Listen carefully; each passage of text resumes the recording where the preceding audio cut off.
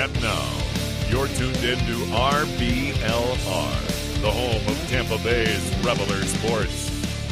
Hello, everyone out there in Tampa Bay and beyond. This is James Knowles coming at you for the RBLR Sports Podcast. I am here tonight, as Carlos is showing for anyone on the video, to talk about the Tampa Bay Rowdies. Even if, Carlos, we might not want to this particular week, we're still going to do it. As we've said before, there are bad weeks, and we even show up for those. So strap in, everyone. We have to talk about that. But as a treat, we will have a guest to talk about the Detroit City game that's coming up this weekend. And that will actually, assumedly, put us in a better spot, at least how we're feeling after we record it. So, Carlos, before we get started, how are you doing tonight on this? What is today? Tuesday. Today is Tuesday. I'm doing all right. A bunch of fun stuff this week, James. Chatting with a few special people. I'm looking forward to that. We're here Tuesday evening. There's not a ton of great stuff to talk about from this Rowdies game this past week, and we'll talk a little bit about it because we have to. It was a game and it was played, and the Rowdies were certainly involved, and that's about as much as I can say on that front. They were on the field. The Rowdies were involved in the soccer game. Played might be too generous of a word. Maybe it's a little harsh. I'm sorry. Yeah, all that being said, James, good weekend.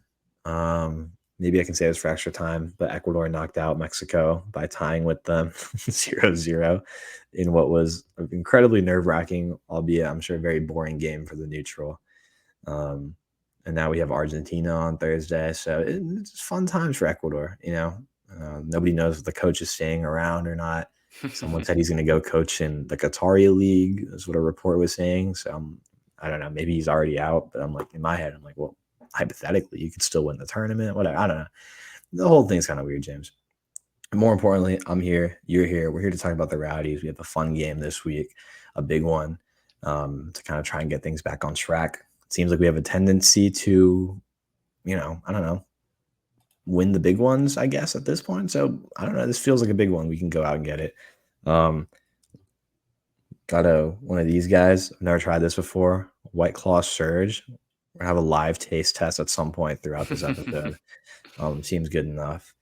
And yeah, James, I'm rambling. Take us away. Let me ask you how you're doing before we jump into any of this fun stuff or stuff. Maybe not so fun.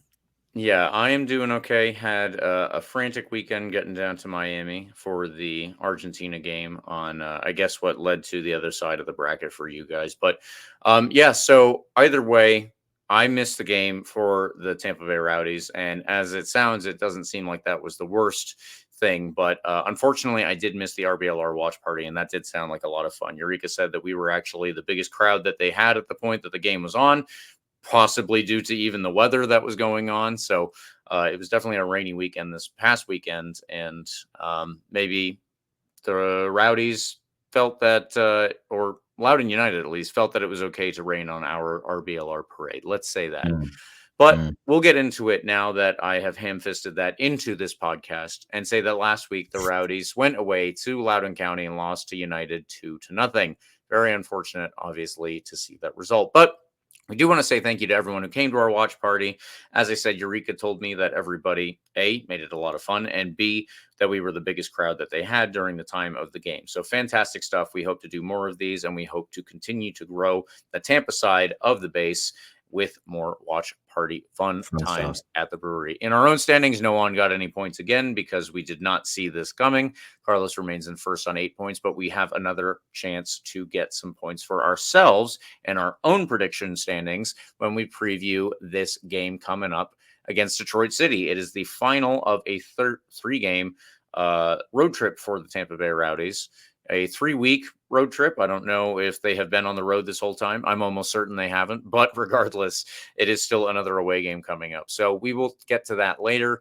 And as I said, we will have a guest to help us get through that game preview. Please like and subscribe to us on YouTube or any major podcast platform. And of course, please follow RBLR Sports at RBLR Sports on any social media that you use. We are there as well. Carlos, let's get into the quick recap so we can get through the questions and analysis, I guess, as quickly as we can. Yeah, we'll get through it, James. I'll tell you what. Hold on, let's put this close to the mic. Oh, I might have been too loud. I'm gonna get a drink for this one, James. Jordan Farr was in goal as per usual. Aaron Guillen was back there, Jordan Doherty and Manjoma. Note, Kleeman was not in this one. He was on the bench. An interesting lineup. I always like to kind of take note of this because I feel like this is going to be the flip flop for the rest of the year. Manjoma or Kleeman in that back three. Yeah. I think it's kind of going to be based on how the other team plays, and I think that's a really good option to have. Just keep an eye on that going forward. Bodily was that wing back, and on the other side you have Pacific Nyongabire. In between them you had Crisostomo and Hilton, with Charlie Dennis playing a little bit further up. And then of course your front two, the main men up top who didn't really have much to do in this one, Cal Jennings and Manu Arteaga. This was a game, James, where I can just outright say we were thoroughly outplayed, which you never want to hear against Loudoun United. It's a team that's on the come up, I guess, compared to what they usually are, but certainly not a team that should be outplaying us as thoroughly as they did. They had several decent chances early on, and one of them eventually led to a goal. After that, we never really got back into the game. We were chasing the result for the rest of the game. Not a ton of dangerous opportunities on our part. Anything we did have was pretty easily saved by Hugo Farreau, the Loudoun goalie from the great country of France. And in the midst of all that, Loudoun gets a 90th minute goal to put it away, put the nail in the coffin. And like you said, rain on the parade of the RBLR Sports watch party. That being said, there's gold medal beer there, by the way. So next time we have one, you should probably pull up. And you would have had more fun watching us lose with friends than watching us lose at home on ESPN Plus. I'll tell you what, it was a bad one. There's not much here to pull out that we can say is really good. And I'm excited-ish to talk about this analysis. I'm really, really curious to see like what we can kind of pull out in conversation here, James, because in thinking about this one, this feels like a serious just waste of an opportunity, kind of a throwaway game. And I'll get into that a little bit more later on. But before we do any of that, quickly run through the standings, which I guess gets into somewhat of why I think this was a missed opportunity. Remember last week we talked about how the teams in front of us all dropped points and gave us a window to get back into that fight for first place. Louisville still has played one extra game. They won. They're at 38 points. Now they're 10 points clear of us. Not looking great about halfway through the season at this point. Again, they played one extra game than us, and we have 28 points. In between us, Charleston Batteries played one more game than us as well. They have 33 points. And Indy, who's also played the same amount of games as us, 16 games, has 29 points. They're 1 point ahead of us. Our opponents for this weekend, Detroit City, are just 2 points behind us with 2 games in hand. So, conservatively, James, we're looking at a team that can hop us, and we could very easily be down to 5th place in just a couple of weeks with those games Detroit City has in hand. So, not getting too far ahead of myself, but this game against Detroit is another big one. We don't want to lose that 4th place spot. We certainly want to try and get back into the mix for top 2 or 3, right? But yeah, this is a big one to kind of keep what we have on Detroit. Out west, New Mexico has 31 points from 15 games. Sacramento has 28 points from 16. And Oakland has 26 points. Keep an eye on that. Memphis has 25, and El Paso are in last place with 12 points. By the way, I forgot to go over our weekly check-in with Miami FC. The Miami FC, the powerful, the infamous Miami FC.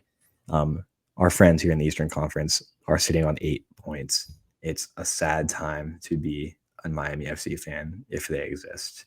They lost to our opponents this weekend, Detroit City 4-0. They lost at home 4-0, and it's not looking great for them. Yeah, another winless week for them.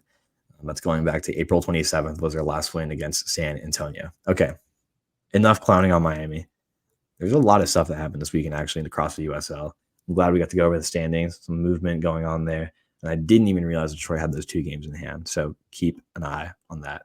James, before we talk about Detroit, before I keep rambling about the rest of the league, before I keep talking about how bad Miami FC is, I guess we have to talk about this game. I don't really know what happened here. I know you didn't have a chance to fully watch it, but from what you did see, what did you think of that first half? Why do you think things might have played out the way they did maybe let's just get into where was our offense if we're on this topic already. Yeah. That's a good jumping off point, isn't it? Where was the offense? Yeah, it was. I mean, so the best way to start this for me, maybe, is the goal that they scored. So to go back to that really quickly, I know that Loudoun United, obviously, they are a young team. We know that. And they have a lot of energy. They have a lot of speed in certain aspects, not all of them. It's not all a bunch of if we want to go way back with the phrasing, it's not a bunch of young whippersnappers, I suppose. But yeah, it should also be noted that the player who scored this goal to get this game going, I guess for Loudoun United, Abdelatif Abukura, he is a DC United youth player. He's actually not as young as I thought he was. He's 19 now, but at the same time, he doesn't have a whole ton of appearances for Loudoun United, even at this level, not let's say the MLS level, where DC United are looking to hopefully pull him up someday.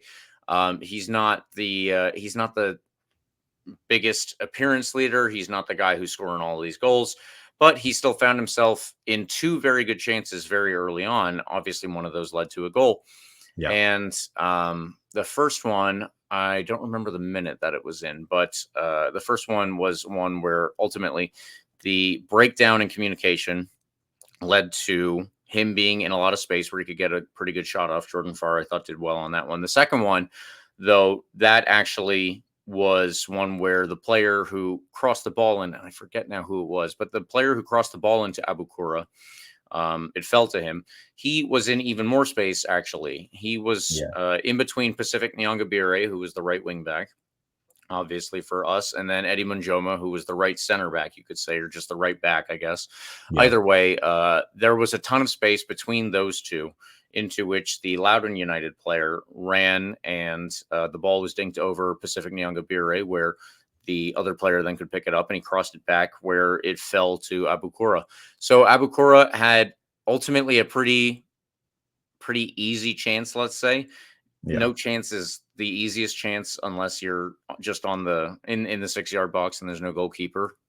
They did not get that with their cross. We have seen that, but they did not get that with their cross. He still had a couple of players in front of him, but it was still something where he could get a good enough connection to it, and then it would more than likely go in the net. Obviously, that is ultimately what happened. So it was a problem in terms of our shutting Loudoun United down. So this comes back to us being obviously out of possession and then trying to win the ball back with our press, something that the Rowdies have been known for 5-ish years now, let's say, Carlos. I mean, a very long time. And really Neil Collins era. Yeah, exactly. Yeah. So both of these chances where Abukura gets a good shot off, the second one where he scores, these were both breakdowns in our ability to press without the ball and try and win it back from Loudoun United. So, okay, we will not always win the ball back when we're pressing it. We will not always win the ball back against every team. But then again, you go back and you look and it's Loudoun United, and it's a little more disappointing, obviously. Yeah. As you said, Carlos, the first thing that you said was, where was the offense on this? Well, the offense on these plays too, on these plays, and more than a couple of others in the first half, certainly, but these two in particular that I'm referring to, where Abukura gets the shots off, these are both in the highlights package if anybody wants to go back and watch a shorter thing than just the whole game. I believe both of those balls came from pretty deep, with Loudoun United having the ball on the goal at least. Kwame Awuwa was the left back who put the ball over Pacific Nyongabire, and then they got the cross off after that. And these are both games that we should have done, both chances that we should have done much better from way earlier in the play, before it even got to the point where there was a shot getting put on net, and Jordan Farr either had to make a save or, in this case, the ball fell to Abukura. And I think that was the attackers a little bit going to sleep on those two specifically. So, I don't know. I'll turn it over to you, Carlos, here, but it just goes back to this problem that we've seen with the Tampa Bay Rowdies playing quote unquote, and in this case, I would agree, lesser teams. And frequently it's on an away field with a turf pitch, and it doesn't go well for us. So maybe it just comes down to that again here. Maybe it's just a team that we expected would roll over and they didn't. Yeah, I don't know. This game is a little curious to me because it's like we've had games in the past where we play teams that, like we said, are like lesser teams, right? Um, and on occasion, like I said last week, I think we talked about this. I didn't think Loudon would be a team that sits back, kind of absorbs pressure. Right. I think they have a different identity than like, who was like an El Paso who played us at Al Lang and sat back and absorbed and scored that crazy wonder goal, right? This is a team that was going to come out and attack us a bit more. But I did not think they would thoroughly outplay us like this. Like they didn't really care that the Rowdies were a better team. They set their game up and they played it to perfection. Like they played a really good game, James. I can't say I've kept up with a ton of Loudoun United games throughout the year, but I would almost certainly say that if I ask one of their few season ticket holders, like, hey, like, what's the best game they've played? They probably point to this game. Like I can't find a flaw in their game throughout this time. Like any of the 90 minutes I saw at Berry House, 2 pitchers of beer into it. Like maybe that affected how I viewed the game, but sure. Like, no, they played a thoroughly good game and we didn't. And it's not like this isn't a game where we, had a bunch of attacking chances and, we had the ball 70% of the time, but the other team just hunkered down really well. Like, no, like we got outplayed entirely. Yeah. And I didn't think that would happen truly against a team like this. Like I said, I figured they might be coming out a bit more than any other, like other quote unquote lesser teams, right? Like we keep saying that. Right. But I didn't think they would go like this. Like it wasn't even like punch for punch. Sometimes we've had like lesser teams who would like come in here or we go to their spot and it's kind of back and forth. It's punch for punch. Like no, like they controlled the game. We had a few good looks. I'm looking at the FOTMob stats and I don't know where the stats got 3 big chances for the Rowdies. Truly, like I can't think of like a ton of really clear opportunities that we had. But it said Loudon had 7 big chances, and that I believe more. Like they had also such a big number.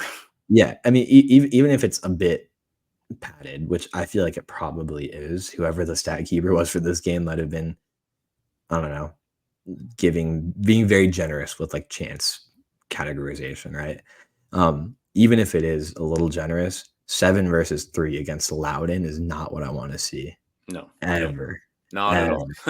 Like I don't care if we're playing away. I don't care if like, Forrest Lasso's injured, like and Loudon's kind of, playing better than they ever have as a team, right? Which arguably is true.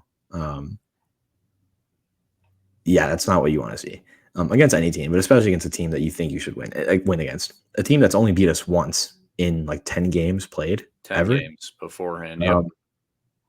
It's not like we've had a problem going away to Segra Field. How do you say Segra? Whatever. You have my point. Loudoun County, Virginia. We've never really had a problem over there because of the turf, because of this, because of that. Like we've been over there and we've taken care of our business. And I've been there for 2 or 3 of those games, having been up there in the DC area. And it never really was a stressful game at any point. There's one game that we lost over there, and I remember that one. That was kind of a weird one. A game where it was a long time ago, so I can't even remember like who was on the field for us at that point. It'd been a long time since that game. So I think this was, as much as we've had bad games like throughout this season, we've had a little inconsistency after a big win like against Louisville, and after that big win against Sacramento, we had that bad game against whoever it was, Oakland, right? Yes. Yep. Yeah. So like as much as we've had those like inconsistencies, like this was, I think, a serious what's the word? What's the phrase people use? Like a splash of cold water, a bucket of cold water. Is that what people say? Like I never get my sayings right, James. I gotta work on them. Anyway, you get my point. It's a punch in the face, a reality check, Yes. if nothing else. I An think ice bucket challenge. sure, yeah. I think we're at a point where I think we, after the win last week, no, even though it was an ugly one against Hartford, I was pretty high on the Rowdies being able to take that win, learn their lessons from their mistakes, Right. Yeah. and beat up on a Loudoun team that's worse than us and carry that momentum into the next game and the next game, a big game against Detroit, and get back into that first place fight with Louisville. Louisville dropped those big points last week, and so did Charleston and whoever else is in front of us. It was incredible for us, actually. Yeah, it was the best weekend possible for us in terms of like standings. And I think it's really, really, really unfortunate that we kind of blew that opportunity to kind of stay in that race in this one. I know there's a lot of season left. I know we've played 16 games and there's like, 30 something games to be played, 32. We might be exactly halfway, if not just a little bit, whatever. My point is we're 10 points behind Louisville. We have a game in hand. So being generous, we're like 7 points behind if we get that extra win, right? One of those games is against Louisville away, so take that with a grain of salt. The last game of the year. So I know it's early. It just feels like that, race for first place is kind of not becoming much of a race, and it feels like every time we're kind of struggling to get our way back into it, something silly happens. But this one in particular hurt, just because of the momentum I felt like we had, the momentum we could have had, and the wasted opportunity here that this ended up being. And now with Detroit City having those 2 games in hand, being only 2 points behind us, we're not really in the fight for first place. Right now, we're in the fight for 4th place, James. Yeah, right, And right. I know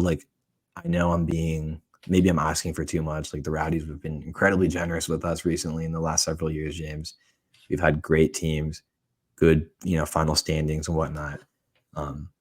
So I know we've been a bit spoiled, but this team, this roster is like built for more than 4th place. And it's built for more than losing 2-0. It's built for more than losing to Loudoun United 2-0.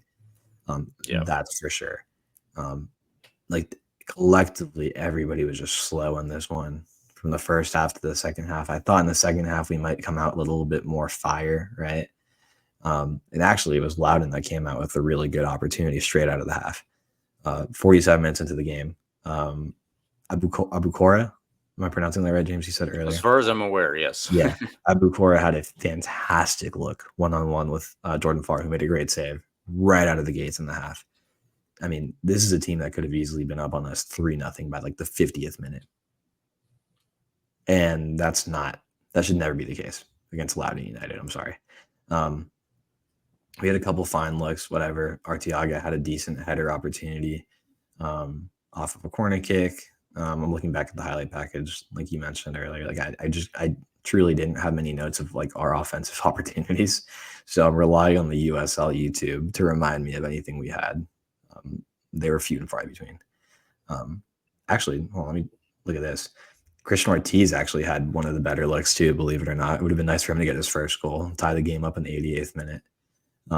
But like we said, in trying to get up and go for that equalizing goal, it was Loudoun that scored the game sealer in like the 90th minute. Right. Wesley Leggett, it was 2-on-1, whatever. Really solid finish, actually, to his credit. He booted it near post. Jordan Farr just was frozen on an island over there. And that's game, whatever. It was over. We had like one more shot in stoppage time, I think. That was worth noting. Didn't matter. It was already 2-0 at that point. We've had some interesting comebacks in the past, James, as we might remember. 2 goals down, but against Loudoun, against the way we played, it wasn't going to happen. That's really the whole game. Offensively, slow. Defensively, a little too slow. The back line wasn't terrible, James. I'm not going to crap on the back line or anything. Like, just a little slow on these chances. And I want to go back to that first chance that Loudoun scored, because there was like 3 different opportunities to clear that ball. Yes. And every time it ended up at the foot of a Loudoun player. Chalk it up to bad luck. I chalk it up to bad decisions on that point. Like for example, Eddie Manjoma, first opportunity to clear it. He's facing our goal line, balls bouncing over him, and he just boots it and clears it, just miskicks it, clears it right into the middle of the field, like right on top of the box. Florian Velo ends up with the ball, and that's where the goal comes from. Florian Velo passes it to whoever. Velo makes a silly run that Guillen should have been able to pick up. Hilton, if you look back at the highlights, is actually pointing at him the whole way, but nobody picks him up. And that's how Velo gets open. Eventually leads to the goal. Yeah, whole game was really slow. So all that being said, James, I know you said you didn't have a chance to watch all of this. I think that's my rambling recap of this game. Offensively, there's just nothing going on in this one. And that's not normal. No, right? Like right, our yeah. attack, I'm not saying our attack is bad. Like it's going to figure it out. But like, if we want to be this competitive team this year, it seems like we got to figure out how to beat teams we should beat. Right? Like we've had more than a few of these opportunities wasted. And I think it's really unfortunate because we seem to win the big ones. We can win the big ones. So I don't know. Maybe that's a positive to take away from this one. Not from this one, from the last few games, that we can win the big games. We can go into the playoffs and win away to whoever we play if we have to. But in this particular case, it's not looking great after the Loudoun game. Thoughts on this one, James? Did I miss anything in this game? No. I'm rambling at this point, but I mean, yeah, it lends itself to rambling, doesn't it? But no, I don't think that you missed anything. The last big thing that I really wanted to hit on when going into this game is not just, you and I are at a loss for how these kinds of games keep happening. Eventually, I would like to speak with, I guess, probably the manager would be the best one here to see why do these particular moments come up, especially when we're on the road, especially when we're playing teams that are lower than us in the table, especially when we're on some bad fields, some turf fields. I think the first one that we can point to is Memphis. Memphis, granted, is a weird case because the Forrest Lasso red card that was so early. Anyone who watches soccer outside of the Rowdies knows the value of an early red card and how badly it can injure a team. So, shout out Ender Valencia against Venezuela. Or someone else as well for the U.S. Oh. But yeah, so it does obviously make a huge impact. So that one is maybe a bit of an outlier. But you think back to other games that we've had. Obviously, we were just talking about Oakland Roots. We spent all of last week going over the Hartford game and saying about how that could have been another Hartford Roots. Hartford Roots, another Oakland Roots type of loss. It could have been another 1-0 game to Hartford, in fact, but well before we scored. They missed, frankly, a huge chance to put that game at least 1-0 up for Hartford. So we were lucky that somehow that just went right through the legs of Marcus Epps. In this game, it didn't go through anybody's legs. Abukuro was there. He put it away, and then we were chasing all game, and I don't know, we never really even got into that. So there seems to be some type of problem with playing these teams away. And the last thing, like I said, that I wanted to hit was the quotes from after the game from Robbie Nielsen. So he starts off to say, to Loudoun's credit, they played really well. Sure. Okay. We can all accept that. But at the same time, continuing on with the quote now, we were very poor. I thought that we didn't get into the flow of the game at all. The first couple of minutes we did all right. And then they started picking up a lot of the second balls, which is something that you mentioned, Carlos. And we were just a half yard off it. When you're a half yard off it in these games and on that artificial surface, it's always going to be difficult. He ended this with, we will lose games. It's part and parcel of soccer. But it's important that we lose games the way that we want to play. That was the most disappointing thing today. So, yeah, it's that's kind of what we're getting at, but at the same time, Robbie Nielsen is the manager, obviously. That's why he is the one that provided the quotes for the email that we all received on the RBLR list here. But what happens next? What do you do about that, right? What goes into fixing this problem? Where do we turn it around? And I don't know what that is yet. I guess this is something that I said after the Hartford game as well. It looked like a bit of complacency out there. I would feel hard pressed to not say that for this game as well, especially when we're down 1-0 and we still can't really get into the game. So yeah, that's, I don't know, that's the extent, I guess, of the analysis that I can offer. It's really hard to get past that at this point, especially with the other games that we've had that look so similar. Yeah, it was an ugly one. Loudoun, Hartford, Oakland, Vegas. I guess that one we'll count it. Which other one? El Paso, Pittsburgh, who's in second to last place, North Carolina. That's like what I didn't count, but more than a few games where we're playing teams that at the moment, we should be beating, and we only won one of those. It was Hartford. And again, it was a scrappy one, to put it lightly. We won a penalty, and Hartford probably deserves more than 0 points. So whatever. A few of those were draws. But the point is several missed points there. When we're talking about being down by 7-ish points to Louisville, who's in first place, those like 6 games I just listed, huge in terms of, missing a little bit. We had a few. I remember after the El Paso game, we were like, at the end of the year, we might look back at this game in particular and be like, missed opportunity. We said that after the Pittsburgh, but then we said it against North Carolina, and then we've said it more than a few times, right? So I think it's not just like one game we'll look back on anymore. It's like a kind of string of results and a little bit of inconsistency, which is mildly concerning because despite all of that, we're still in 4th place. We've still pulled off really great wins against some of the best teams in the league. We beat Louisville. We beat Sacramento. We thoroughly outplayed Sacramento. No, actually, that was a close game. I think we significantly outplayed Louisville. Louisville had a good run in the second half to come back and tie it. But these were great performances. So we know we're capable of it. And I'm hoping that the mentality is kind of worked on to be ready to play against these teams that we should beat. Because it shouldn't be surprising anymore, James. Like when we go into it against a team that's like worse than us on the table, right? It shouldn't be surprising for us if we like struggle with them anymore. Maybe that's something we talk about with Rob. That's something Robbie Nielsen talks about the team. Look, we know we've had these bad performances against these bad teams. What are we gonna do to fix that? Like you said, that's a question. So we'll leave that to Robbie Nielsen. Hopefully he can figure that one out because I fact checked myself. There's 18 games left. We played 16. So after next game, we'll be halfway through the year. There's plenty of soccer left to play.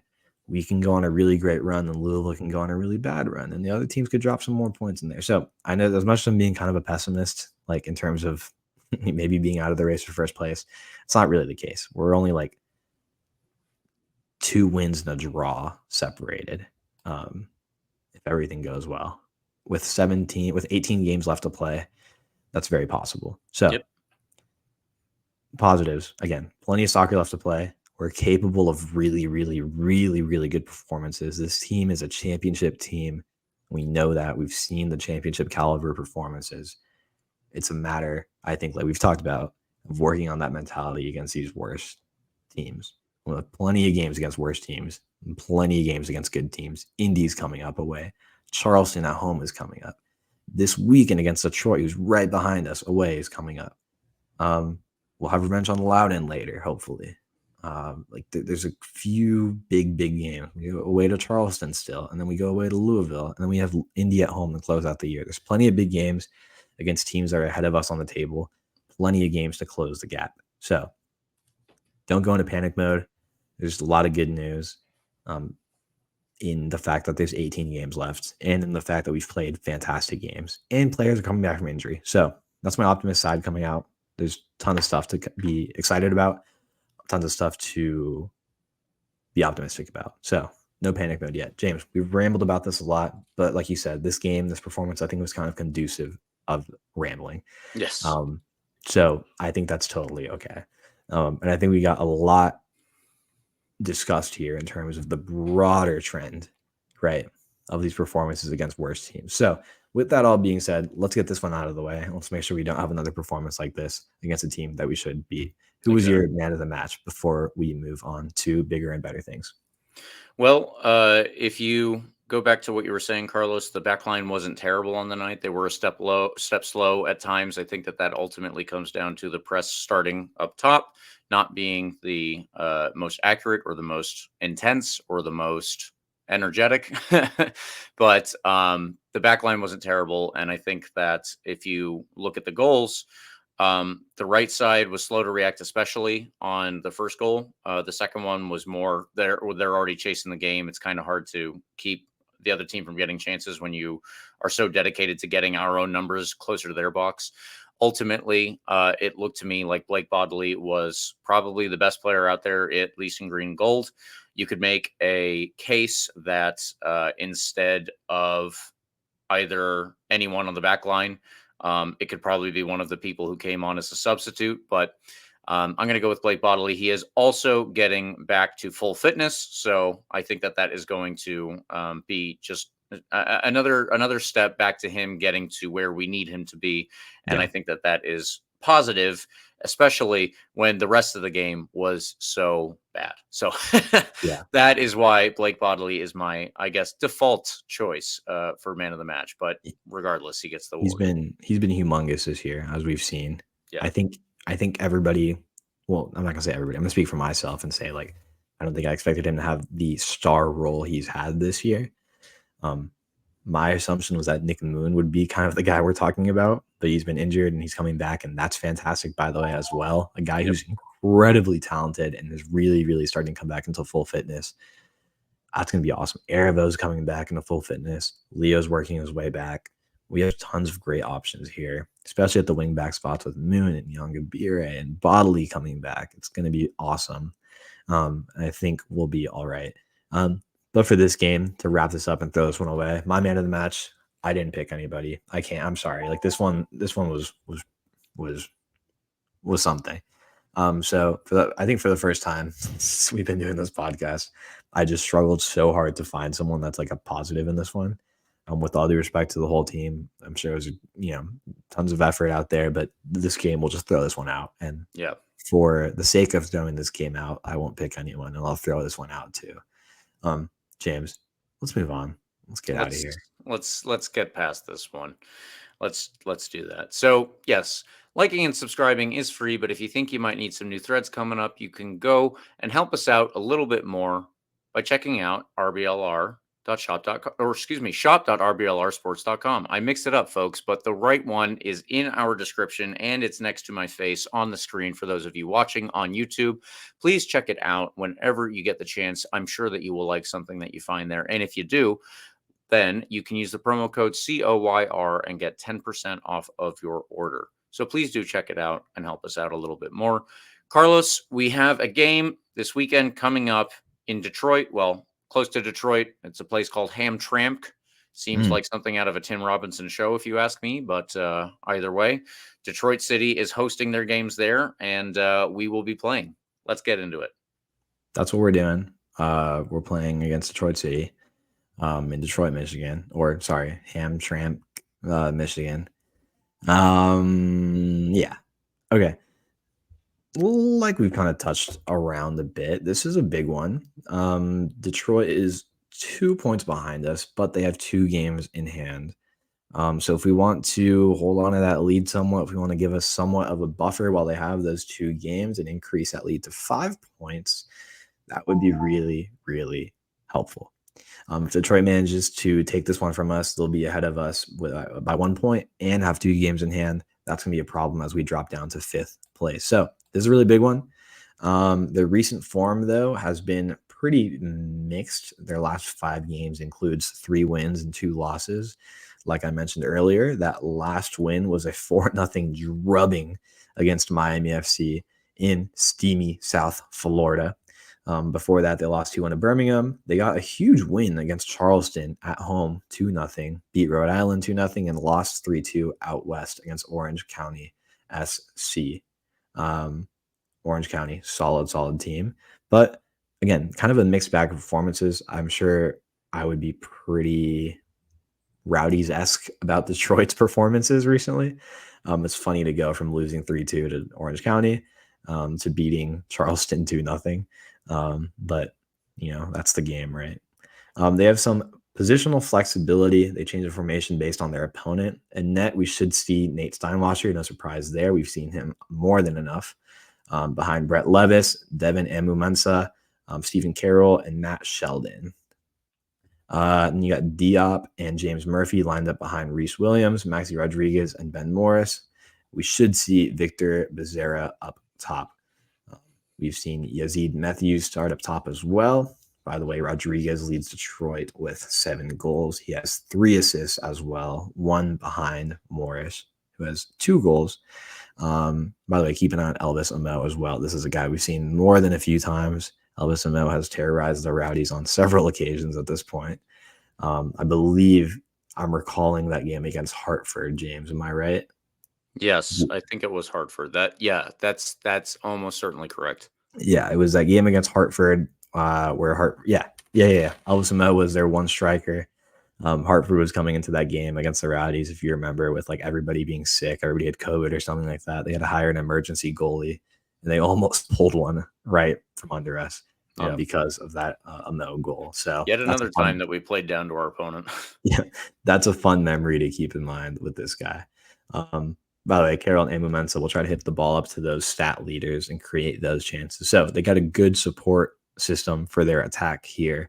A team that scores a decent amount of goals, as you can tell, from that 4-0 win against Miami. In their last 5 games, they've scored 11 goals in 5 games. Pretty solid, if you ask me. They've also conceded those 3 goals against Orange County, 2 against Birmingham, so 5 goals in their last 5 games as well. So not a bad rate. 11 goals for, 5 goals against in those last 5. Again, mixed bag of form, some better games, some pretty randomly not so great games, but a really, really, really solid team that can almost certainly cause us damage at home if we're not up to their level. This is a team that I don't think we can really play down to because I think they're kind of punch for punch, us like form-wise, a really good team and at our level right now. So I'm not concerned about playing down to their level. I'm concerned about playing as if we were playing against Louisville against them. But we've proven we can pull off big wins in the biggest moments. It's possible. We're not in a great space right now after that Loudoun game. But I'm curious, James, how do you see this game going? Well, right now, we do not have the benefit of the extra information that we will have as soon as we get the bonus interview done that will be out along in our feed next to this to discuss the actual Detroit City tactics and go into that a little bit more. Yep. So without that information, which, like I said, will be out in our feed later, I will probably say that this game is a draw, and I will probably go with a 2-2 draw. I think that's what I'm leaning towards right now, 2-2. And that is not subject to change because I'm locking myself in, but I feel like it could be different depending on how obviously the information that we get. But right now, I'm locking myself in at 2-2. Eureka, I see, is giving us a 2-1 loss, so that is actually a better result than what our producer has gone with, Mr. Eureka. And Carlos, now it goes back to you. What are you going to pick for this game? Well, James, you know me. You know our role here. You know what Ever the optimist. You know what our dynamics like here. Surprisingly, Eureka taking the role of ultra pessimist here and going with the loss while James takes the draw. So there's a loss, a draw. Of course, I can't not predict a win, right? I have to. Like, we have to get all 3 in here.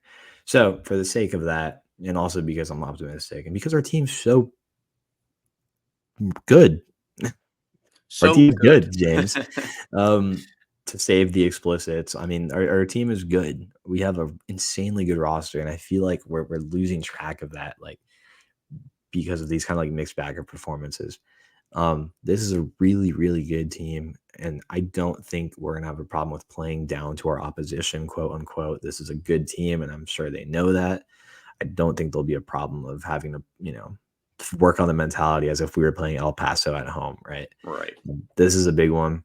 I'm sure they're conscious of that. this is a huge potential like cushion our lead against them, or lose it and let them have 2 games in hand. That's a problem. If we manage to lose this one, James, we're kind of in trouble in terms of holding on to that 4th place spot. Again, plenty of season left to play, but you don't want to be fighting for that at the very end of the year. We want to be fighting for 2nd, 3rd, maybe even 1st place, not 4th and 5th place. So I'm going to go with a 2-1 win. All right. I'm not going to say we shut them out. I feel like Detroit has fired too many goals into the net recently, coming off of a 4-0 win against Miami. I'm sure they're hot. 3 different goal scorers. Maxi Rodriguez had 2 of them. So, Miami had a red card. I didn't actually know that. Interesting tidbit there. All that being said, they're probably going to score at least a goal, and I feel like we can win. I feel like we have the players to do it. The mentality, I don't think will be an issue. Let's go in there and get a win. Why not? 2-1 win for the Rowdies. Our boys get back in form with this one. Okay. I like that. All right. Well, there you have it, folks. As I said, though, we will have a special guest on to go over the information related to Detroit City. He does a Detroit City podcast, and Carlos will have all of the specific details when we get into that. You will also see it on our Twitter and on our feed everywhere you go. So please do check that out when it's out later, probably today if you're listening to this on Wednesday. Let's do the extra time segment because we don't need to keep you around if we don't have more to talk about the Detroit City game. We missed it last week, but Pacific Nyongabire actually made his 2nd USL Team of the Week in a row. So fantastic for him. Unfortunate that he couldn't get a performance in against Loudoun United that would make it 3 in a row, but that's sometimes what happens, obviously. Either way, good stuff to Pacific Nyongabire. Also, this week, Phoenix has fired their coach after, I guess, they're barely hanging on to a playoff spot, it looks like. But Danny Stone, who won the season with them, won the trophy with them, I should say, not the season, but the trophy overall, he was fired this past weekend. So unfortunate for him. And I guess Phoenix are probably looking to see what they can do next. I believe former Rowdy Darnell King is an assistant for him. Not anymore, and I don't know if Darnell is still at the club, but we will see. Anyway, Carlos, next one for you. I will mention this one because I feel like we're so bad at getting the news when it comes out right before we record. So I'm going to make sure to throw this one in there. Christian Ortiz, by the way, U20 national team for the Dominican Republic. That's a fun piece of news. Yeah, I love Rowdies players ending up on their national teams, U20 teams, whatever team it is. Christian Ortiz is going to the U20 Dominican Republic team for the CONCACAF U20 championship. That's a fun one. We're going to root for him. We're going to root for the DR. Go score a bunch of goals, kid. Yeah, I love this kid. He's so good. He's got so much potential. I'm really hoping he kills it with this one. So I think there's going to be an opportunity for him to get tons of minutes here. Like we said, he's plenty of talent.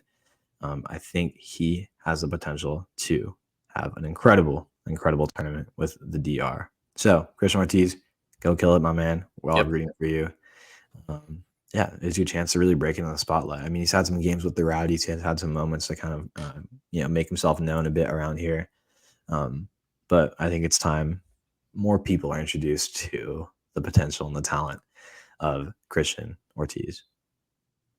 Yes, that is a good way to look at it. And finally, folks, I said that we had a special guest related to the Detroit City game. That is not it. We also have a special guest named Cal Jennings, who's going to be on the show. He will be part of this one. And I believe that obviously we will have the audio for that in addition to the video. So anyone who tunes in to the YouTube or for the rest of this podcast, of course, you will hear the sweet dulcet tones of Cal Jennings with our own interview. So there is a lot coming out this week. There's a lot coming up in the future. Please pay attention to your feed for RBLR Sports, and it's specifically related to the Rowdies for us, but obviously we do cover the Rays, the Bucks, the Lightning, and the Sun. All of those are coming up in due time as well. Thank you, listeners, for tuning in. We appreciate when you do. Please follow RBLR Sports on Instagram, Twitter, TikTok, Facebook, Threads, anywhere you are at RBLR Sports. I'm mostly on Twitter at RBLR James K. What about you, Carlos? at Carlos GPA 10 on Twitter. We're going to play Argentina on Thursday, and we're going to win, and I'm going to make sure everybody knows about it. There you go. Ever the optimist is Carlos. Please also like and subscribe to our podcast. You can get the full experience, as I have said, on YouTube, or if you just want, you can listen to us on Spotify, the iHeartRadio app, Apple and Google Podcasts. Again, wherever you get your podcasts. We will see you on the other side of the Cal Jennings interview. See you later, folks.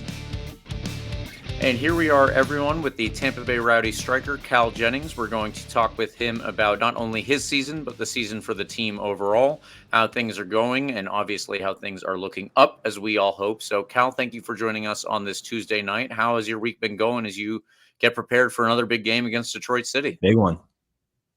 Yeah, it's been going well. We're a little disappointed in the last result, but road games are difficult. We know we got to get points off it. So the big focus is, all right, how can we be as best prepared when we go to Detroit for another turf surface? And we're excited for another chance to prove ourselves.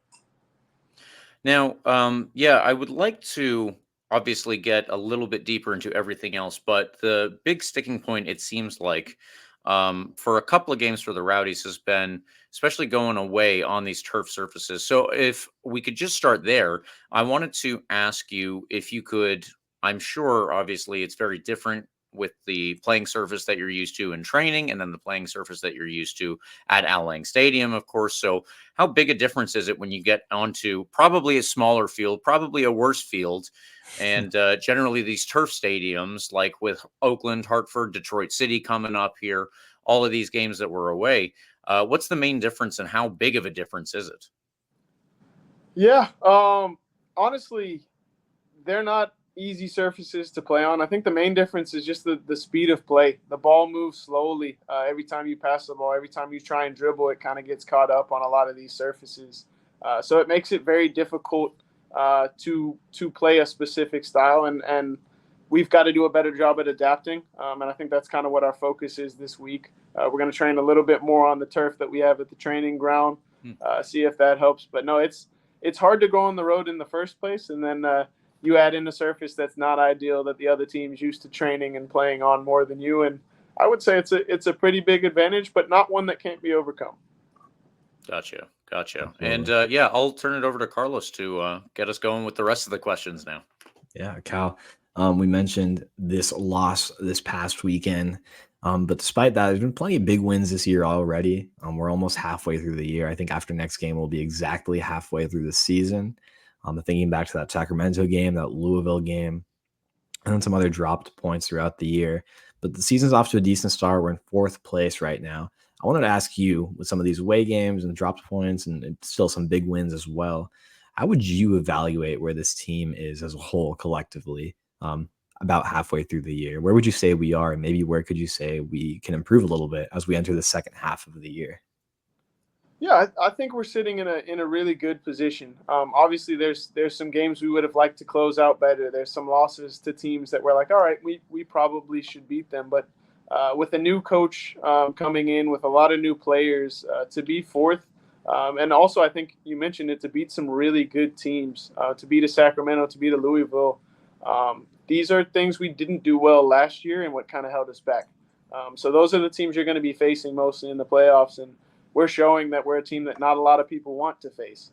And I think that's a positive. Now it's just going to be streaking wins together, chasing the top of the table, which I think we're in position to do. And honestly, just growing in confidence at the right time. It's a long season, and we don't want to be peaking in the middle of it. Absolutely. And you mentioned last year to this year, some of the differences. Obviously, Robbie Nielsen coming in, a huge shakeup there. So let me ask you a little bit about maybe the difference between last year and this year. Obviously, last year, you and JJ Williams kind of proved to be a really dynamic duo up top. It was a really, really scary attack for any USL defense to come up against.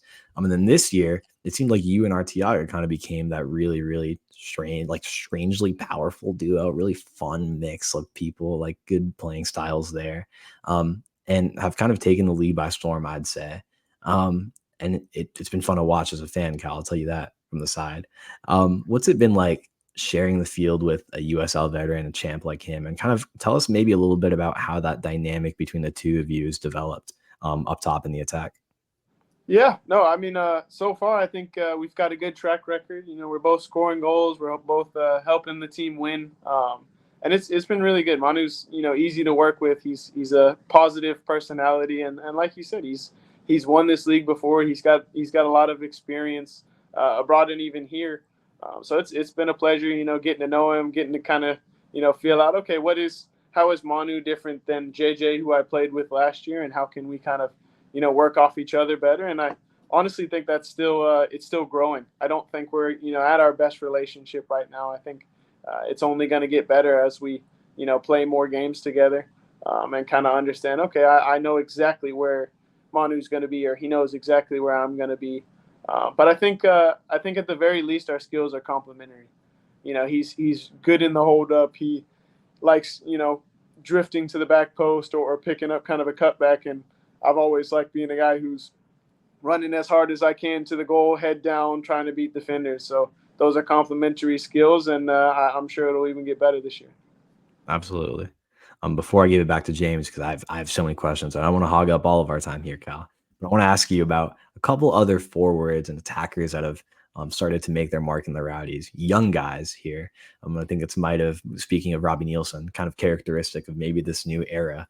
A lot of young guys making their way into the team. Obviously, Christian Ortiz, quite literally still a kid, signing a professional contract with the Rowdies. I think that's so fun, so cool to say as a fan of this team. That a 17-year-old kid is on the team full-time and contributing. So I wanted to ask you about that. What's it been like seeing guys like Christian Ortiz, Nate Worth, Damian Rivera, too, another young kid on loan, obviously from New England, young guys taking the field, contributing to the team. What's it been like working with them, and how have you kind of seen them adapt to the world of professional soccer as one of their teammates? Yeah, no, it's great to see these young guys having success, getting an opportunity. I don't know the full history of the Rowdies with young players, but in my opinion, it seems like it's been a pretty veteran team over the past few years. To see some local talent coming through the system and getting opportunities early is awesome. You mentioned they're still kids. I don't know where I was at 17 playing, but not where they are. So. Yeah. It's been a really cool experience to kind of take them under our wing, not just me, all the players on the team, and teach them maybe, okay, these are failures in my career that hopefully I can pass on and you can even improve, or these are some things that we found success with. And honestly, Nate, Christian, Damian, they're all really receptive, and they all have a lot of talent. So my next question for you, Cal, I just wanted to get a little bit of insight, and obviously I wouldn't ask you to give anything away, anything that would hurt the team's chances here, but if you could give us a little bit of insight related to the instructions that the team has given you this year. I think that we've seen you take on a role that's similar and allows you to get yourself in positions where you can run at defenders. So what have you been told to do ahead of these games? Yeah, I think honestly, I've been told, especially as a striker, I need to be stretching the defense as much as possible. So some of that's in my positioning in the build-up. Some of that's making runs in behind. And I think the team's been feeding me well in that sense. But that's kind of the instruction I've been given.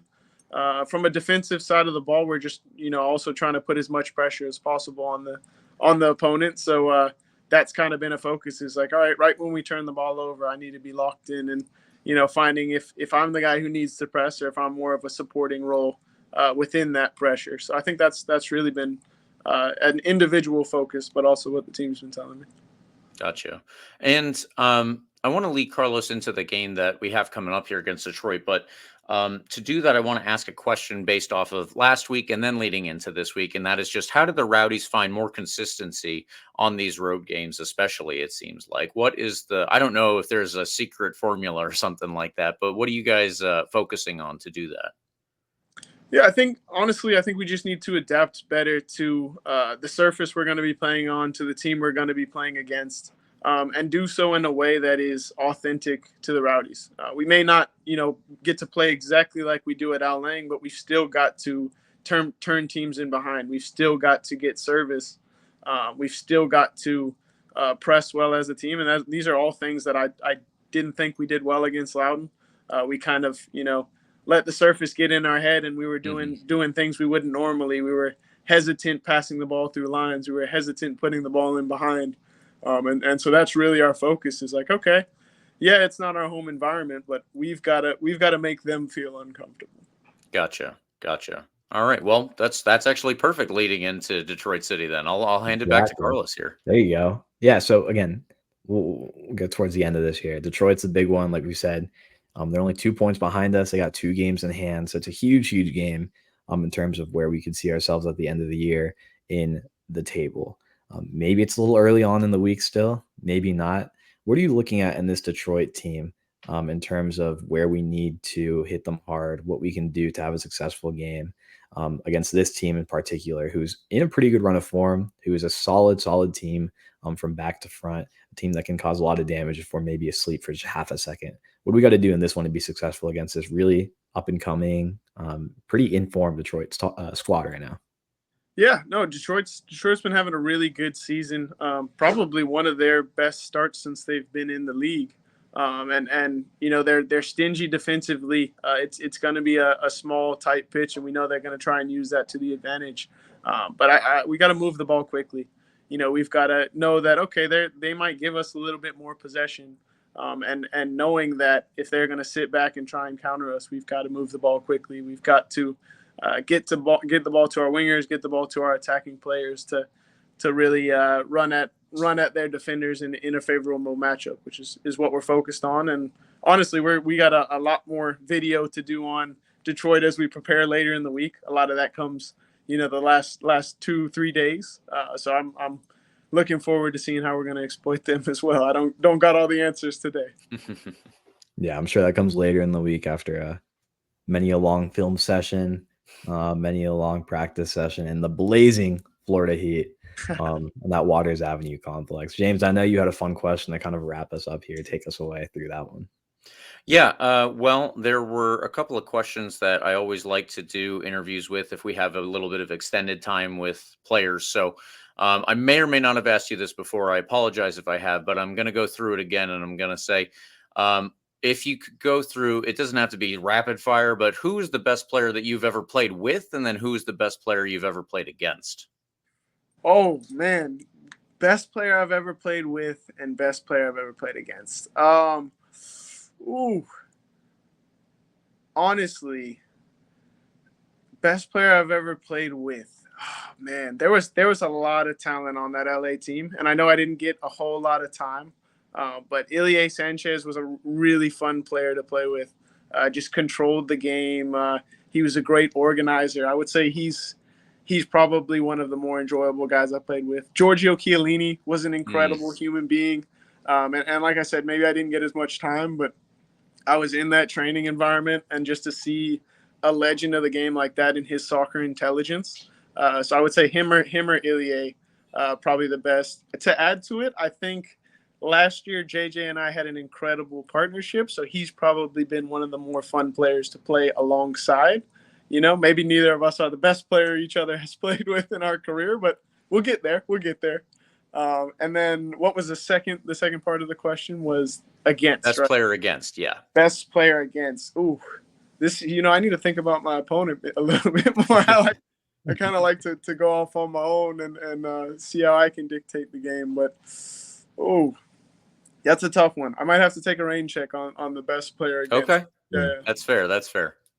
We'll come back to that one. When you write this down, James, when you get that goal on Saturday against Detroit, put on a little piece of paper, put it to the camera. Yeah, there we go. Yeah. Oh, James, by the way, this was the best player I ever played. This was the hardest play during the Detroit. I can do that. Yeah. Oh, let me grab this piece of paper real quick. Yeah. They're just going to see a random name that has nothing to do with Detroit. Exactly. I see the vision. See, Cal sees the vision too. That's like where we're going with this, Cal. I see it. Okay, as we start to wrap things up here, Cal, I have to ask you about this. Is there a story behind the Star Wars Jedi Padawan tale that you like to sport in the hairstyle here, or has that just been a style look recently? What's up with Honestly, I'm a pretty big nerd. I'm a big Star Wars fan. I'm not gonna say the biggest because there's some huge Star Wars fans out there that I'm not anywhere close to. But I think I was kind of doing the whole timeline. You know, already have the long hair, so I was like, okay, I could get a little braid going. And then actually last year was the first time I tried it. My fiance Lakin does my braid for me. And so that's kind of a way we connect before the game. But I think I started doing it midway through last season, and I started scoring and playing well and really contributing to the team. And I'm not superstitious, but hey, if it's working, don't change it. So that's kind of what we went with, and I like it. It's a little goofy like me, but also cool. Exactly. Hey, if it works, it works. The force is with you, Cal. And on that note, I'll give you my last question before we wrap things up here. Unless James has anything else to add in here. Best hair and worst hair on the team. Rapid fire question. Off the top of your head, go. Oh, best hair and where? Oh, you can make me roast somebody. Okay. The best The dog hair eat on dog the world. team. Zach Haribo has great hair. Okay. It's not even close. Some other honorable mentions for really good hair. Charlie's always changing up his style. I like that. He's confident, and so I appreciate that. I'm trying to think who else has really nice hair. Lucky had incredible hair last year. Loved his hair. So those are all, like, I would say, candidates over this year and last year of the best hair. And the worst hair. Ooh, man. That's tough. I don't know. I don't think I can do that. I don't know if I can be a part of the roast like this. That's a good team. I'm gonna say myself, not because I don't like my hair, but because if I don't take care of it as much as I need to. It's sometimes curling out and all over the place. And it's getting better, but yeah, I'll put myself on blast a little bit. Yeah, it's a sign of good teammate, James. I think he's dodging the question a bit there. James, anything else you want to throw in here? No, that's perfect. That covers everything for me. Awesome. Well, Cal, I appreciate you joining us. Thanks for taking some time to chat with us. I know it's a bit of a later evening on this Tuesday night, but I'll tell you what, I'm looking forward to this game on Saturday against Detroit. It's a big one. You'll have all of us rooting for you back here at home. Thank you, everyone, for tuning in for another week and another, hopefully, big 3 points coming up this weekend. James and Cal, thanks for joining us. Thanks for having me. Great time.